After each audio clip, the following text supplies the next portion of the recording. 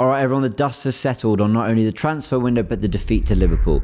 I was frustrated about it. I talked about it in the Goonerverse podcast. Go check that out with Sharoy if you want my full thoughts on everything that went wrong.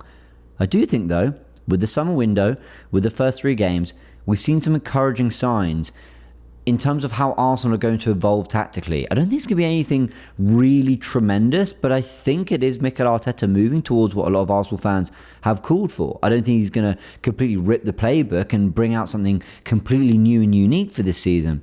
But I think we're going to see a really interesting evolution. I've got some evidence for it. I want to talk about how our signings are going to allow us to do it as well. We're going to break it down this video. But yes, I'm not on my usual set. Yes, I have brought my camera and mic with me.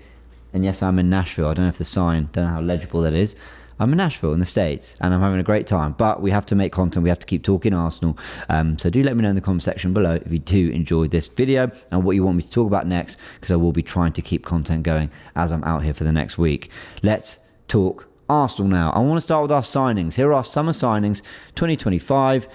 And look, I think it's as good a window as I've ever known at Arsenal. From Kepa, Christian Mosquera, Nkapie, Norgard, Zubimendi, Eze, Madueke and Gyökeres, making a what combined? I haven't done the crunching there. Is it maybe 200 to 300 million pounds worth of spending there from Arsenal? It's pretty significant. Of course, Nkapie is there as a loan, but we know that there is that special option that can be triggered by either club to ensure there is essentially an obligation, but pushes the finances to next year. All that is very, very clever and good work from Andrea Berta. That is a pretty statement first window from the Italian who arrived after his time at Atletico Madrid, where he was incredibly successful too. But what I find really interesting about these signings, and hit the pause button if you want to look at them in more detail and take it in a little bit more, I want to take you to this next graphic here, where I've got what I consider Arsenal's weaknesses from the last 3 seasons. The 3 seasons in which we've challenged for the title, but I actually think we've had 3 pretty great seasons in terms of finishing second, and it was better than what we were used to. Okay, not great seasons, but good seasons. But there were so many weaknesses in there. Let's just go through the list. I've got depth in the team. Our overlapping capacity and the fact that we had really centre-backs at full-backs, that was kind of weakness in terms of a lack of variety there. Pace was definitely a weakness in this team. Having a goal-scoring 9, match-winning moments, transitions, 100% a weakness. It proves it this season too. And a variety in our tactics. Now, if I just keep these on screen, I want to just try and verbally explain some notes. Where I think that list of signings that I showed you earlier have addressed a lot of these issues really directly. Let's go through each one. I said depth. Kepa, Mosquera, Nkapie, Norgard and Madueke, for me, they're all major upgrades on the depth front. Kepa undoubtedly better than Neto. Mosquera and Nkapie for me are better than Kivior and Tomiyasu, especially when one of them wasn't fit and Kivior was only really trusted the last few months. Norgard, okay, maybe not better than what we had there in the 6s before, but certainly Premier League experience and is someone who is kind of reliable in a different way.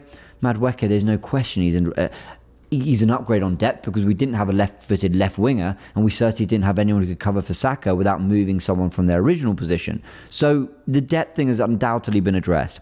Overlapping, there's no question that Nkapie gives us that, even if he's just a cover at left centre-back, so Calafiori can do it, but we know Nkapie can give us that, and we've talked about that in the breakdown with Ben Matson on the channel. Pace. Madueke and Gyökeres give us that. Gyökeres isn't blistering pace, but it's more in terms of his transition pace and wanting to attack space with pace in a way we haven't seen from other players before. So pace undoubtedly been addressed.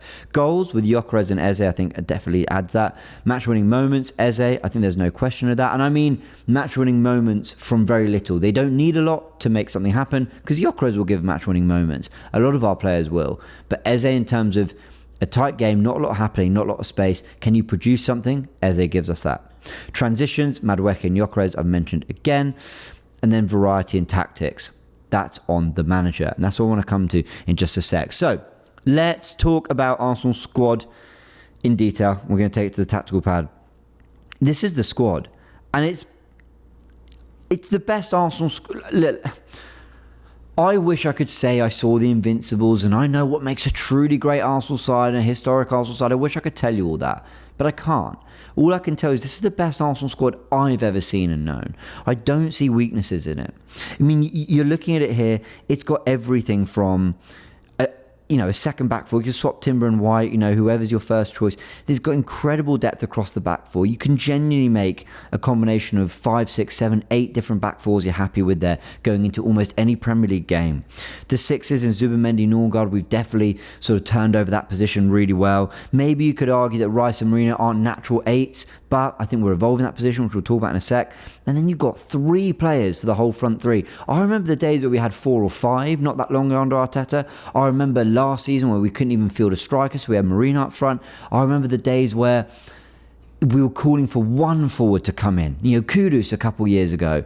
Then ends up being Sterling on deadline day. Now we're looking at 3 players for each position. Eze, Martinelli, Trossard, Gyökeres, Havertz, Jesus, and Saka, Madueke, Dalman. It's an incredibly kind of rich position that Arsenal haven't had for a long, long time. Now, people might question whether the quality to win the league is there. You can have that conversation, but the numbers are there. So, let's move the squad on. I'm going to take everyone off the pitch very slowly. They're taking their time, aren't they? And then we're going to talk about this 11 and how I think it lines up. Because crucially, I think Arsenal are moving very simply to this shape. Eze moving central. Gyökeres, of course, up front. Ødegaard in that pocket. And I think Rice is going to be tucking in. And Calafiori moving up and down the pitch. But I think Nketiah will give us a lot of that too. Now, we've got to remember that this 3-2-4-1 shape is something that Arteta's used often, but we haven't seen it in this way since Eze was Smith Rowe and Calafiori was Kieran Tierney.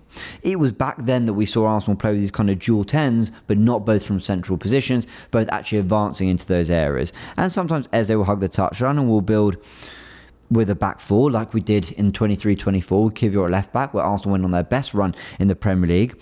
And Ødegaard might float into this position, or we might go 4-2-4. We can do a few different things, but I think this is largely the 11 in the shape we're going to see. But we also saw Eze's quality on the touchline against Liverpool the other day, and someone like Calafiori can underlap and get into this position quite high, as we actually see in a pick I want to show you later, that he can get onto the edge of the area and be someone who's a threat from more central areas. But crucially, I think we're going to see this a lot more than we're going to see this, which is Calafiori inverting. Now, he will do it sometimes, but I don't think we're going to see Declan Rice, should I say, bombing up the pitch quite as much. I think we're going to really see Eze being given license to tuck into those central areas. But the key player here isn't, look, we can talk about Eze. Let me just highlight him. We can talk about Eze right here as kind of the main story in terms of Arsenal's tactical evolution. But I actually think it's about these 2 players here. The dynamic between Rice and Zubimendi, not only in build-up, but actually getting higher up the pitch. And what Arsenal are trying to stop, which I believe is protecting transitions, by having Rice and Zubimendi close to each other. Let me show you exactly what I mean by that. We're going to take it to some evidence here. Now, this is Arsenal in build-up. Let's try and highlight them in yellow. We've got Zubimendi here, and we've got Declan Rice here. The 2 are in build-up, so there are passes to them if David Raya wants to go for it, but they're being pressed well, to be fair. Quite high up the pitch. Right, that was a mistake. Forgive me. There we go. They're being pressed quite closely. So Raya's not going to go for that ball. What does he go for instead? He goes for the long ball to Madueke. But crucially, you can see Arsenal's build up here. You can see Zubimendi, you can see Rice. But then if we just show it in a different colour, you can see Arsenal's fullbacks. Calafiori and Timber. And where's Ødegaard, who we'll show in red because he's one of the midfielders. It's actually Ødegaard's Marino, but he's playing the Ødegaard role. More in that sort of natural 10 shape. And you can see Arsenal's front 3 basically holding a higher position, but again, not so much. Martinelli's a little bit tucked in there, I imagine, because he's maybe sort of getting ready, not only for the long ball, which is about to come from Raya to Madueke, so he's getting a little bit closer, but maybe sort of getting used to, shall I say, a Calafiori run to go on the outside. Let's show you a little bit more. This is Arsenal again against Liverpool in build-up. Zubimendi and Rice deeper as a 2. Marino pulls wide.